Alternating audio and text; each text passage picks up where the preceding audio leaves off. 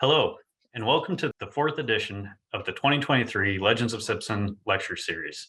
Today, it's my honor to welcome Simpson legend John Kellogg as he presents The Situation at Simpson in the Late 70s and I Were Made for Each Other, the chance of a lifetime to make a difference. Please help me welcome Simpson legend John Kellogg.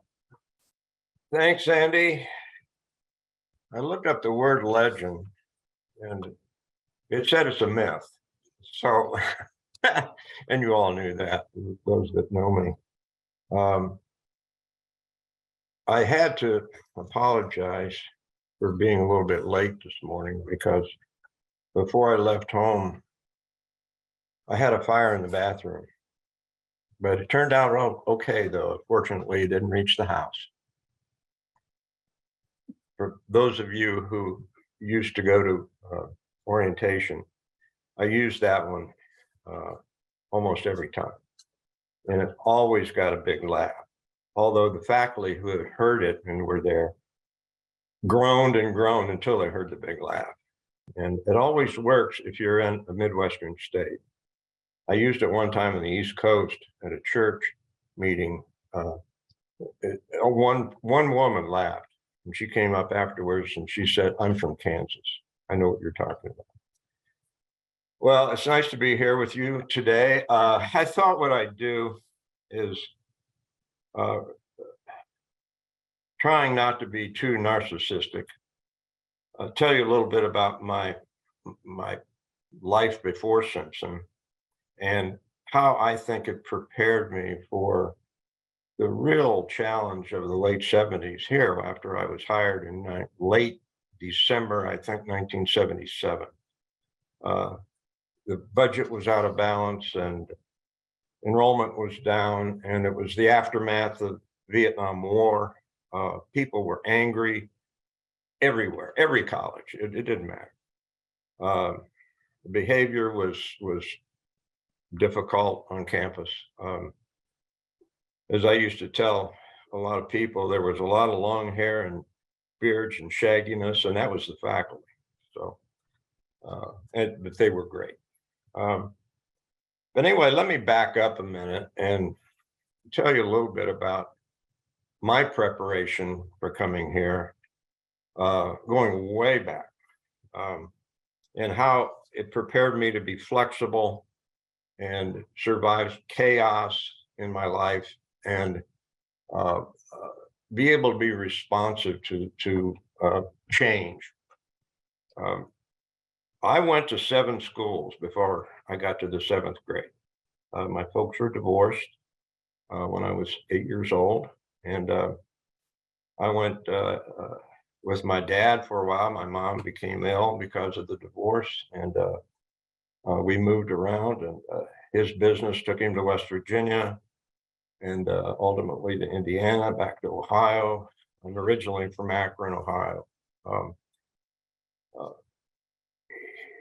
He was transferred to Indianapolis area, and we settled finally after 2 moves over there into a horse farm. We raised quarter horses, which was really a formative time for me because I became pretty accomplished in riding and showing horses.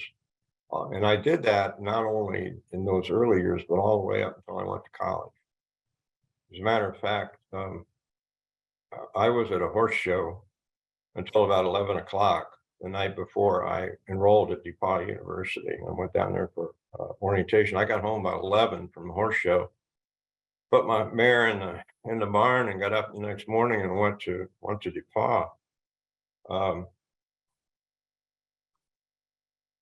These experiences, I think, are pretty key. The time going back and forth between my mom and my dad after the judges got involved. My mom got back on her feet, got well, came after me. And after 2 hearings, I think the judge decided that what happened is he gave me to my mom and I ran away. I went back to Indiana, not because of her, but because I wanted to do the horse. So the second trip to the judge in Indiana proved that he wasn't going to keep me away, and I think he acknowledged that. So he said, okay, you can go in the summers to see your dad and maybe a vacation or two during the year. And then during the school year, you'll be with your mom. So I had that experience of two different environments up until the time really I went to college.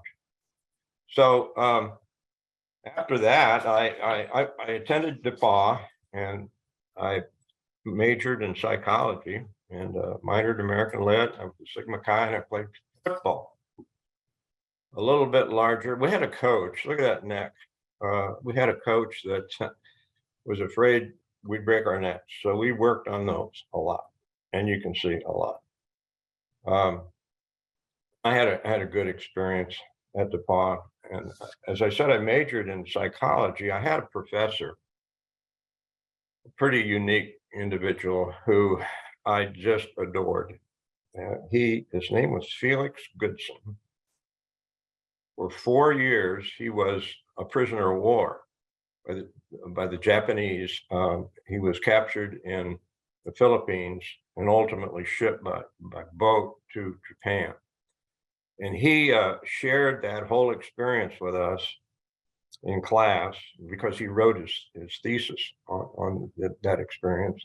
And it was the decomposition of his own personality during that trip, especially. He was on that ship for a long time, and how they were treated and how they would, the guys were down in the hold and they were dying because the Japanese weren't feeding them. And how they would steal the gold out of one of their comrades' teeth when he died and trade it to the Japanese for more rice. Needless to say, it didn't traumatize the class, but it kept us riveted. And he was my advisor, and he led me through the catacombs of psychology at DePauw, and it was a very good department. It was an experimental department. Those of you know the difference. Some counseling, we ran rats and that sort of thing. But then anyway, I graduated and I went on to the Marine Corps. I went to OCS, Officer Candidate School at Quantico, Virginia, and became an officer. We used to say that if they try to kill you for 11 weeks, if they can't kill you, they commission you. But then they keep you right there at Quantico for 6 months. So all in all, I was there for about 8 months. I met Ruth, my wife. She was a student at Towson State College up by Baltimore, and we were soon after I graduated from basic school, which is the longer period. We got married, and then I was off. I was stationed most of the time at Camp Lejeune, North Carolina. You heard a lot about the water problems down there on TV, I'm sure. And as a matter of fact, Ruth passed away from multiple myeloma, which we think probably likely was contracted through the water problems. It was enormous. No one knew anything about it. I was a company commander, platoon commander, then a company commander, and then I was attached to the division, a colonel in the division, and we did all the inspecting for all the rolling stock, all the vehicles with tires and a motor that all the units had. We serviced in Camp Lejeune. We serviced the Mediterranean. There were a lot going over there: Lebanon, Cyprus, a lot of hot spots. And of course, this was right after the Cuban crisis. I was in OCS when the Cuban crisis took place. So we had a battalion floating around Cuba all the time, and these battalions had to be combat ready. And so my unit inspected all of the vehicles that were going to go aboard, that pulled the guns, that carried troops, the jeeps, everything that rolled, we inspected. And if it wasn't ready, we had to fail them. And when I remember one time, to give you the idea of how we be, how we were innovative, and it took place all the time because we were always short of parts. Uh, we inspected the 10th Marine Regiment, which was a artillery regiment, and they were going to the Med, and we had this little vehicle called a Mighty Mite, which was a real light Jeep, which could be heli-lifted. The helicopters weren't. This was back in the early '60s, and the helicopters weren't like they are now, and so the Jeeps had to be light enough to be heli-lifted. So it was difficult to get parts for them. And sure enough, he had a lot of mufflers that had holes, and you couldn't do that because you had to run them in the ocean sometimes. You had a porting kit that went on. So the integrity of the system had to be throughout. So he had they had a bunch of mighty mice with holes in mufflers, and they couldn't get them. They explained to me, and I understood. So I had to brief the colonel, and I said, "I'm sorry, I have to tell you that it can't pass you." And he said, "Well, what are we going to do? We've got to go. We've been trying to get these." And I said, "I know." I said, "Tell you what, sit tight. Give me a couple hours." He kind of looked at me funny. Okay. So I got in my baby blue Thunderbird, and I went down to see a sergeant I knew at 8th Marines, and I knew he had some of these mufflers squirreled away in an attic. And I if you watch MASH, Radar gets on the horn and he finds gear. Well, it's called scrounging, and that's the way the system survived back then, at least. So I scrounged. I got his 6.8 mufflers and put them in the trunk of my Thunderbird, anything but Marine Corps green, uh, and went back to the unit and asked the sergeant to go fetch the colonel, and he came out in the parking lot, and I opened the lid, and I thought he was going to kiss me because I said, "Here's your muffler, sir," and oh, thank you. So that's the way it worked, and you kind of found a way around systems, and that has it's sort of experience has stood me in good stead for many years. Um, after after the Marine Corps, I decided to go into business and went to work for DuPont in Delaware as a systems analyst and programmer. And we had started to use computers in motor transport to figure out where our equipment was. It was on order, where it was in the system. It was very rudimentary. But I became interested, so I got a job at the DuPont, and we moved up to Wilmington. And great company, great people, but I hated the work. I was in a cubicle. I should have known that, and I was used to being outside all the time. So I'm not too smart sometimes, and and by now we've got Kirsten and Casey were born on the base at Lejeune, and so uh, I just went in and said, "I don't like this. Can you move me?" And they liked me, and I liked them, and they found a job for me in production supervision. So I did that. Well, it wasn't too long until I got a call from my old football coach at DePaul, who asked me to come back and coach football for him and maybe get a master's degree and think about being a football coach. And so we talked about it, and we decided, let's do that. So we went back to Greencastle, and I got my master's in a couple of years and coached football, and reconnected with Felix Goodson, and really got to know a lot of the faculty and really liked it. When that was finished, I realized that in order to feed my family, it wasn't going to be done on a coach's salary. It was I had to make a little bit more money than that. So I interviewed with Xerox Corporation, and they hired me and trained me in marketing and sales. They had a tremendous sales program called Professional Selling Skills. It was in Santa Ana, California. I trained out there for about 3 weeks, and they sent me to Notre Dame because I had a master's degree in education, and they thought somehow that would correlate.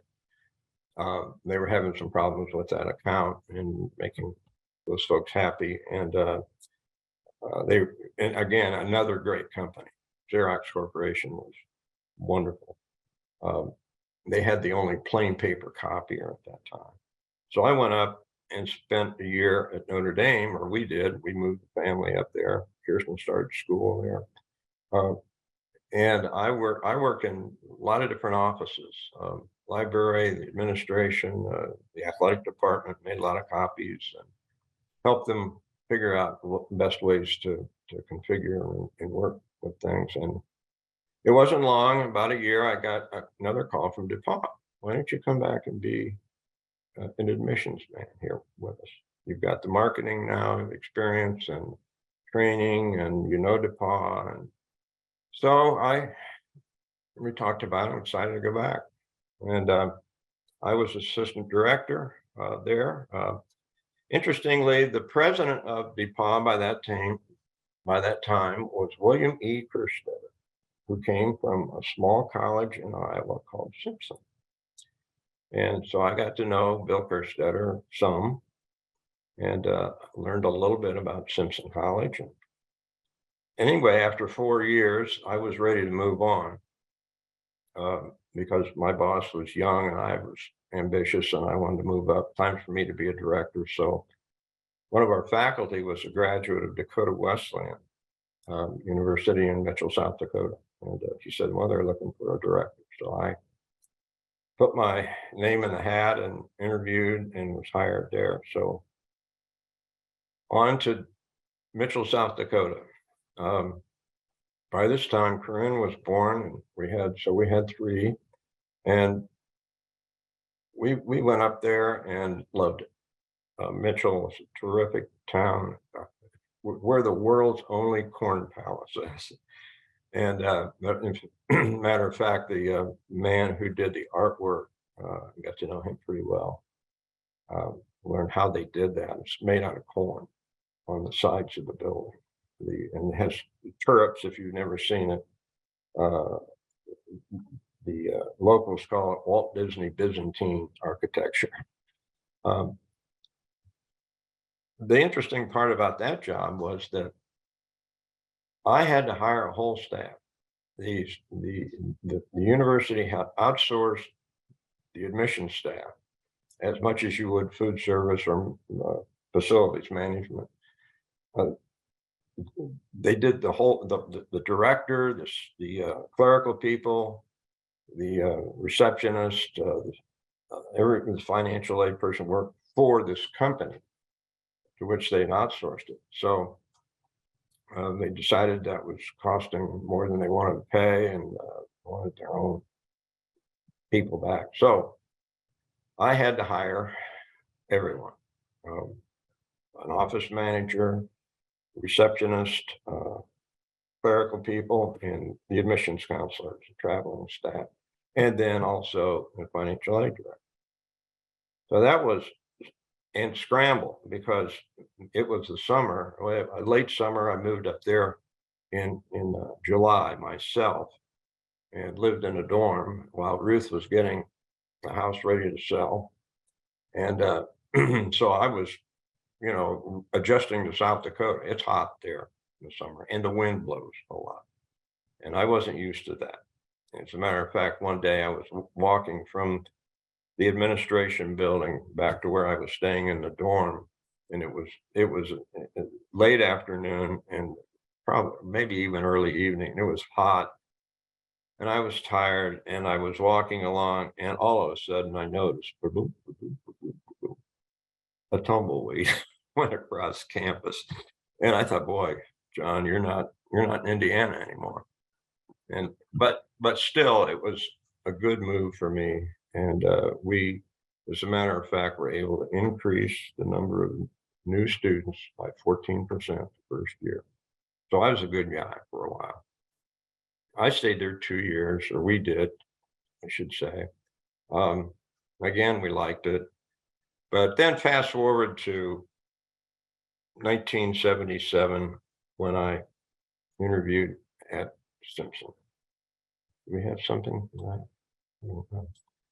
Um, I, yeah, there we. I think that was the first year we had ID cards. That's a 78, 79 year.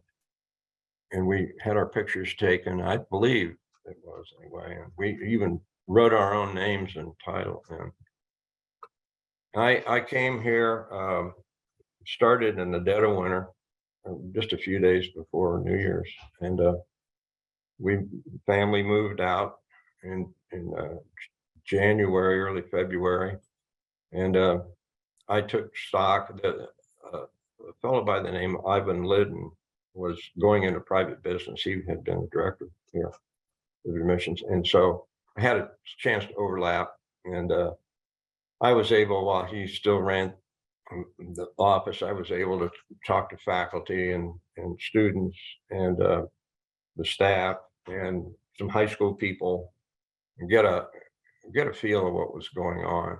And the enrollment problems were terrible. As I said, the budget was out of balance. And after talking to especially the high school people, looking at the campus, I realized that some major changes had to take place in selection of students. We had been accepting students probably that they shouldn't have, because they just weren't ready for college work of this rigor. And so therefore the faculty was frustrated, I think, and we were they were and be careful how I couch this. These were good people, good people, the students that just weren't ready for this. So I told Dr. Lancaster that we had to make some changes there, and he agreed. At the same time, I began to hire new staff as normal when someone new director comes in. Many times staff leaves. I decided we needed to hire Simpson people, and there's a school of thought that you should not inbreed too much. That sort of, but I thought that we should have people on the admission staff that went to Simpson and were used to the environment here and could relay and explain what we had to prospects. And I Cole Zimmerman was here, and he was a tremendous help to me. Many of you know Cole. In fact, he was here when I came and stayed after I left. Cole is a raconteur supreme and knows about everyone, and was a great help in terms of the explaining the culture of the college to me. And so we started to replace the staff with our people. Deb Tierney joined the staff soon after.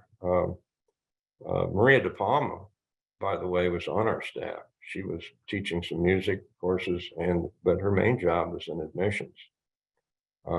She did a lot of the interviewing. Deb Fowles joined our staff. I don't want to get into too many names because I'll forget a lot of the ones I shouldn't forget. But we were able to go over the materials, the system, the communication system, the visit system, and we were able to refine all those. Our publications. We had the south end of Hillman as our office. We had both sides of the hallway on the whole south end of the building. And the funny part was we had we had an office at the far end. You can picture the south end of Hillman on the east side was a fairly large room. So we had about 6 or 7 people in there. It was affectionately called the pit. The pit had desks for everyone, had some partitions. And of course, this was in the days of smoking, and it was blue in there some days. And my office was next to that, and I'd walk back there and kind of have to go, "Ooh, boy." They were once we assembled that group, they were tremendous. Amy Schwartz was one. Amy Schwartz was a piece of work, and she was a tremendous student recruiter. We Cole, I was talking to Cole recently, and he reminded me that as awful as that room could be, the communication between the admissions counselors was good. They shared ideas. If they weren't on the road, sometimes usually there were only 2 or 3 in, but sometimes there were more. And so they were able to share ideas, what happened about, dealing with this student, what they wanted, and one had a similar situation, and so they learned from one another. And my job at that point was to make professionals out of those folks. And so I shared as much as I could about how to approach the whole business, how to communicate, how to interview, what the kind of relationship, what should happen. And one of the things that was major, and it has been major for me through my entire career, is the emphasis on the fact that the visit to the college is the main thing. And when a person visits the college, a family, they're going to only know what they see, hear, smell, touch, etc., because they don't know much about the school. They don't know how good the professors are really.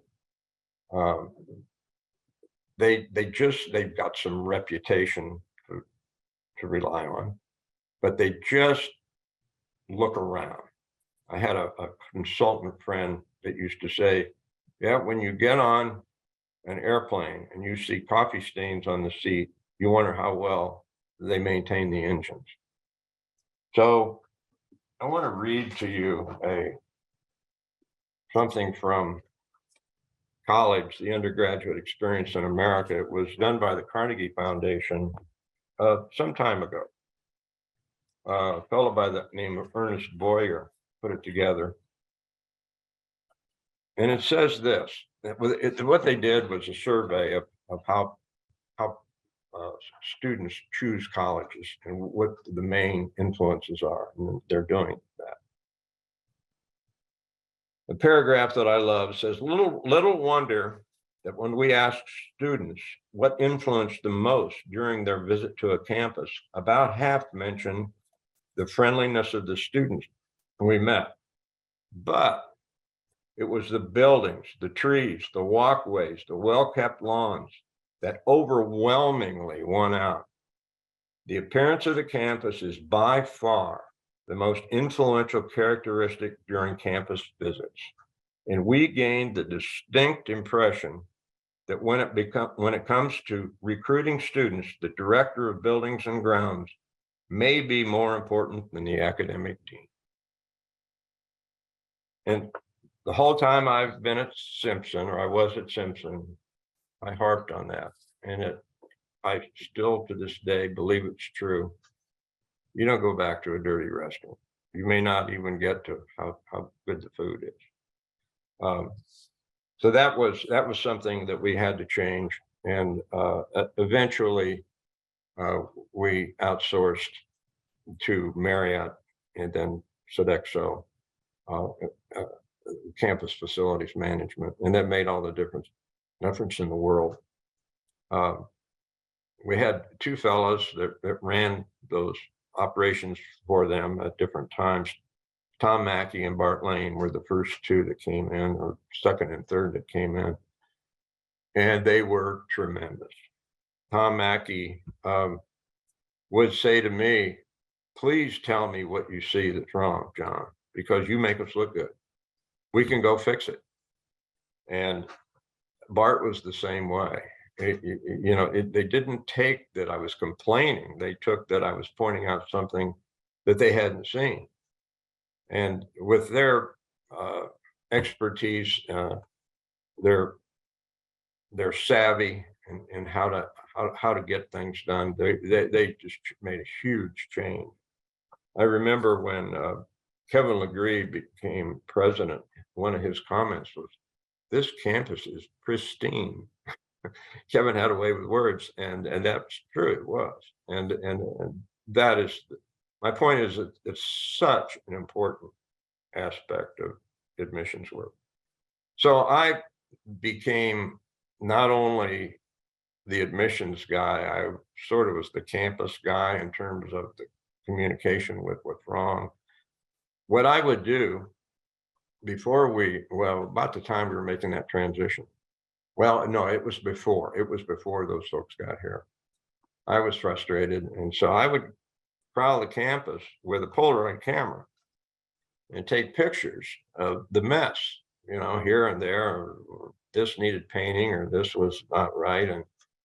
And by this time, Bob McBride is our president. And I would take those pictures in and show them to him. And I said, Bob, I can't sell this stuff. This is not, good. We have to fix this. And he would, wonderful Bob, he would just look at them and turn around and pick up the phone and call maintenance and say, look, you need to do this, this, this, this. And so the support was there. And then when we outsourced it, it really brought the campus back. And the other thing, the obvious problem right at first was we had a building boarded up in the middle of campus. And thank goodness the trustees decided to keep it, renovate it. Michael Gartner, one of my very helpful chairs of my committee, said to the trustees, I've got a couple of words to say about College Hall, save it. And we worked with Luther Hill and were able to get our office moved over there out of the south end of Hillman, and no more pit. And we actually worked with the architects and able to lay out. We even had financial aid down on the first floor where Bill Geiger was. And many of you remember Bill. What a terrific guy he was. How are we doing on time? We're at 12:33, so about 10 minutes. 10. Time went on, and we were able to build our staff and really turn the staff into what I felt was a real professional organization, and the people we had that came on board, again, mostly Simpson alums, were terrific. We were able to send some of them on. Maribeth Wright is, of course, she runs the school board, I think, over at Norwalk now. She's on the board of trustees. We used to tease her because her maiden name's Brady, and her dad was Gene Brady. He was the principal at the Perry High School.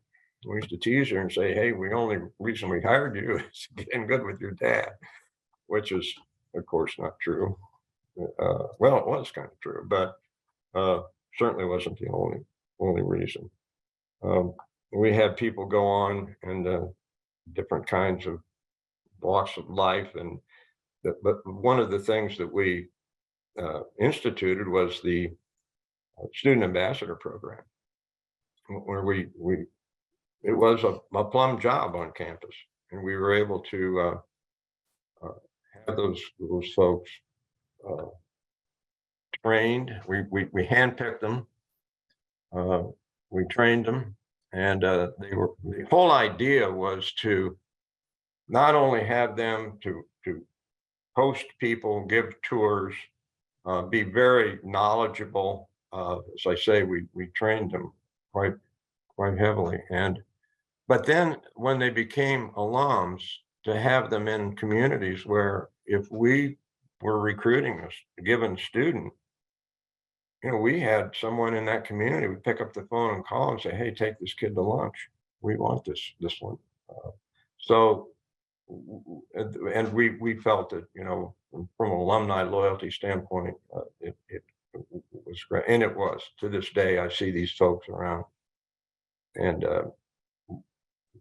it was a very good program. We began television commercials. We did a lot of marketing. As I said, we increased our publications. Uh, we After Bob McBride got here, our athletic department, we felt needed a change, and one of our athletic director at the time left, and Bob McBride was president, and I went to Bob. Well, first I went to the high school. John Sirianni was the baseball coach and athletic director at the high school, and I thought the world of John. He coached my son Casey. I watched his athletic program out there. Casey was a four-sport athlete, so I was always out there watching sports, and I went out there one afternoon and caught John in the parking lot and said, "John, you've got to apply for the AD job at Simpson." He said, "What?"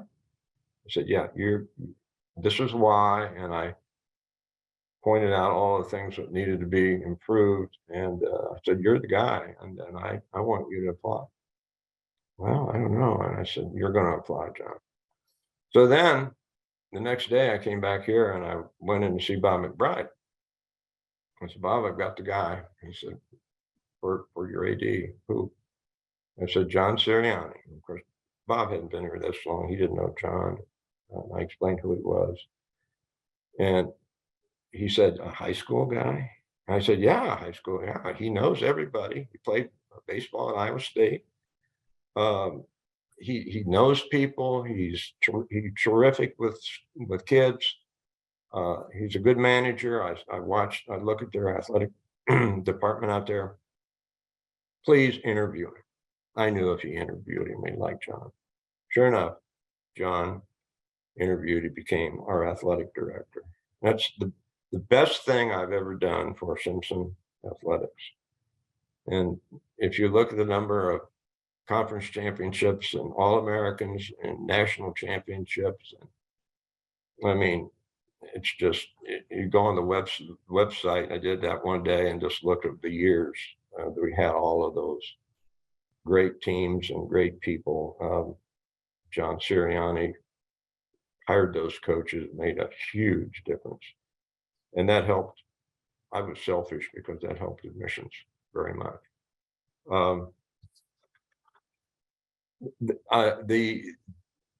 We haven't shown the Sims yet, have we? Have you? No. The students were really good. I really appreciated the Simpsonian the whole time I was here. They'd come asking about things, but they were so supportive, especially when we did well. It helps to do well. But they would. There's one blasting off. Simpson's record-sized freshman class hits the campus in full force. That was the whole front page. Um, they were so supportive, and I just, when I came to Simpson and I got to know some of these students, I realized these Iowas, most of our kids are Iowa kids, had such uncommon common sense. And through the years, I've just really enjoyed getting to know them and still know them. That's a real joy. Have we gone through all of the all but one? All but one. Well, I'm about finished. After after I retired, came back quite a bit and spent. Uh, I was what was that? 212. Suzanne Miller, our HR person, and I were really good friends. And there is a picture at the Jingle Mingle of about 2012, I think, uh, having a good time. Uh, that kind of sums up my relationship with a lot of people at Simpson, and I'm proud of that. I think that's all I've got. All right. Well, thank you so much, John. And we do have some time for questions here. And looks like we have maybe in queue. Okay. The first one is from Dennis Moore. What characteristics are more important in accepting students to Simpson? Well, their academic preparation is the first characteristic, and as we get to know them, it's kind of hard to psychoanalyze a student, but I would say their preparation uh, in the classroom. Uh, we have a we had a problem. Haven't been around for a while, but grade inflation was a problem in high schools. It's kind of the Garrison Keeler thing. All of our kids are above average, and so we had to rely many times on ACT scores to figure that out because we noticed that teachers were giving students really a lot of high grades, and when you have most of them getting high grades, you've got to have some class rank. Is another area that's quite important. So and you have to put all that together and synthesize. And if you know the high schools, which we did, you kind of know how how things how grades are given high school. So All right. We have another one here from Mark Schoberl. Curious on John's reflections on an alumni like myself, a Simpson graduate circa 1984, who, while treasuring my own undergraduate experience, could never encourage my own kids to consider attending Simpson. so the question, what my reaction to that? Yeah, reflect on how alums that have students that would be legacy students, that aren't able to convince their own Oh, kids I to see. consider Simpson. Oh, you weren't able to encourage them, right? That's a problem. Many kids don't want to go where their parents went. Um, Even in our family, two of our Kirsten and Casey came to Simpson. When it got to Corinne, she decided to go. I'm not going to follow them. It wasn't that she didn't like Simpson; she decided to go elsewhere. So I think there's some situation in families for some reason the kids don't want to go where mom and dad went to school. And I think the way to encourage them is to get them here, get them on campus, and maybe converse with other alums, not your own child. I know how that is.